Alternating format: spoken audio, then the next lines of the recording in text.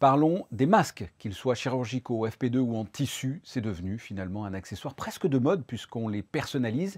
Ils sont pour le moment obligatoires, mais ils peuvent parfois avoir quelques inconvénients, comme nous l'explique Christine Datomel qui s'est rendue à la DASO où une campagne vient de débuter au sein des services administratifs.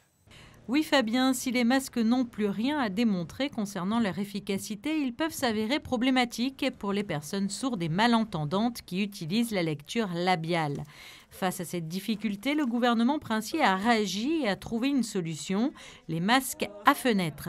Des masques qui ont la particularité d'être transparents et qui rendent visible la bouche, permettant ainsi la lecture sur les lèvres. Le personnel d'accueil de 22 services de l'administration recevant du public sont concernés par cette campagne et seront ainsi dotés dans les jours à venir de ce type de masque pour permettre des échanges plus naturels dans les services publics et répondre à la demande des personnes malentendantes. Ça touche l'ensemble des services administratifs recevant du public, donc qui ont des missions de service public, avec qui reçoivent n'importe quel type de public. L'idée, c'est de doter les accueils, puisque c'est le premier point d'entrée et de contact avec les administrés. Et puis par la suite, étant donné qu'on en fournit un certain nombre et que ces masques sont lavables, on peut également en donner à d'autres professionnels des services en fonction de leurs besoins. Pour un premier lancement, on va distribuer 4 masques par service et puis après, en fonction justement des rapports des professionnels et des retours qu'on aura,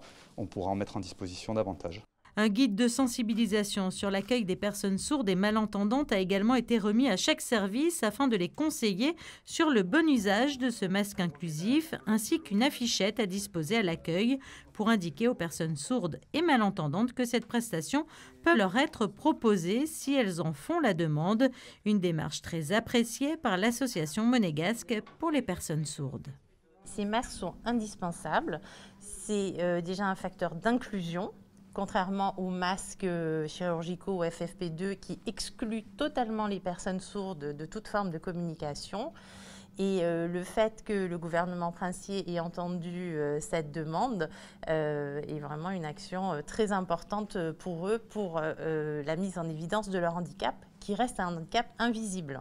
Une campagne qui répond donc à une demande d'intégration et de communication avec les personnes malentendantes et qui permet également de sensibiliser les services administratifs aux particularités du monde de la surdité.